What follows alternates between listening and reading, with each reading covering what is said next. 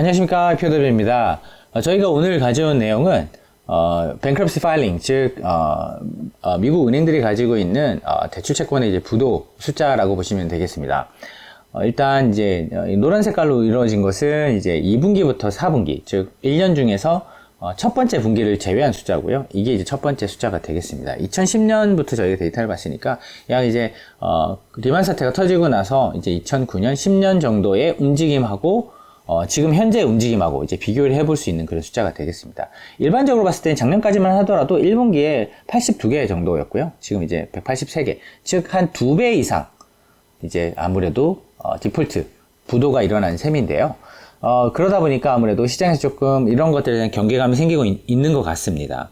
하지만 이제 이런 2배 이상의 파산 자체가 주는 의미를 그냥 위험하다라고 받아들이시는 부분에 조금 더 첨언을 해볼까 해서 이 프레젠테이션을 준비를 했는데, 이 파산을 하게 되면 아무래도 신용 창출이 안 되게 되고요. 돈이 안 돈다는 얘기가 되겠고, 그리고 유동성이 좀 줄어들게 됩니다. 유동성이 줄어들게 되면 결국은 이게 경기가 악화되는 경기 문제로 이제 회자가 되게 되고요.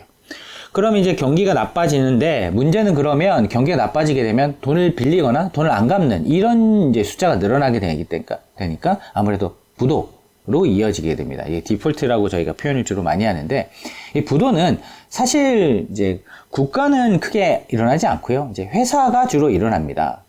개인도 이제 일어날 것 같고요. 그러다 보니까 채권에 있어서도 국채는 사는데 회사채는 사지 않게 됩니다. 즉, 어떤 신용의 위험 때문에 이렇게 이제 극단적으로 나뉘게 되는 이제 그런 상황이 되는데, 그러면 이런 이제 부도 위험에부터 가장 가까이 있는 것은 아무래도 하이힐드일 것 같고요. 근데 아무래도 쭉 내려가다 보면 좀 투자 등급 회사채라고 부르고 있는 회사채가 될 것 같습니다. 그러니까 투자 등급이라고 부르는 회사채가 될 것 같고요. 맨 마지막에 국채가 있습니다. 가장 안전하다는 소리죠. 그러니까 위험이 제일 낮다는 소리가 되는데, 따라서 국채를 선호하는 투자들이 많이 늘어나게 되고, 그 국채 중에서도 아무래도 달러 베이스로 발행이 된 미국 국채가 가장 안전한 형태로 투자자들의 선호가 바뀌게 됩니다.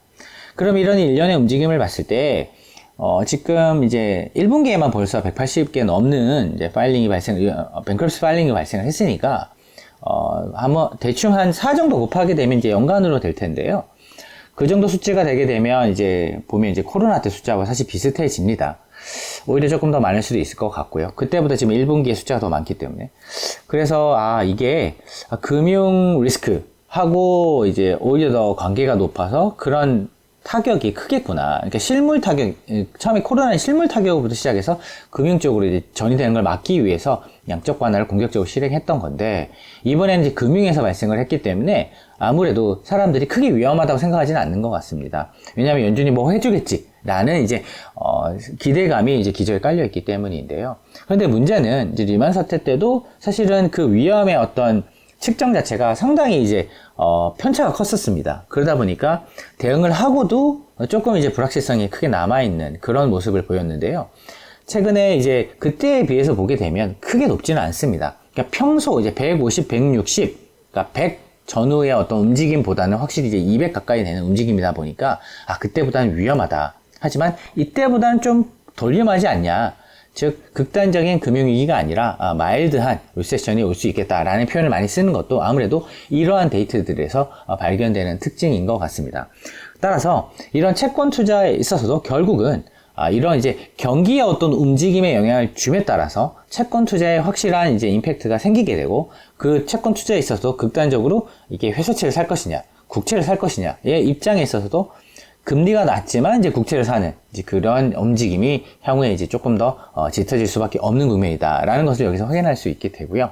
그렇다고 한다면 아무래도 진짜로 조금 위기가 조금 더 강력해진다라고 한다면 아무래도 미국 달러 베이스로 되어 있는 국채를 사는 것이 투자자들 입장에서 가장 좀 위험을 회피할 수 있는 수단이 될 수밖에 없는 그런 시기가 올 수도 있겠다라는 부분을 여기서 확인할 수 있게 되는데, 우선은 지금 1분기에서 이러한 숫자를 보셨는데 2분기 들어와서도 그러니까 지난해와 지지난해에 비해서 확실하게 높은 숫자를 보인다라고 한다면 조금 이런 파이낸셜 리스크, 금융 위험에 관련된, 신용 위험에 관련된 우려가 전체 시장을 지배하지 않을까 싶습니다. 이건 채권 시장도 마찬가지고 뭐 주식이 포함된 전체 자본 시장에서 가장 중요한 이슈가 될 것 같고요.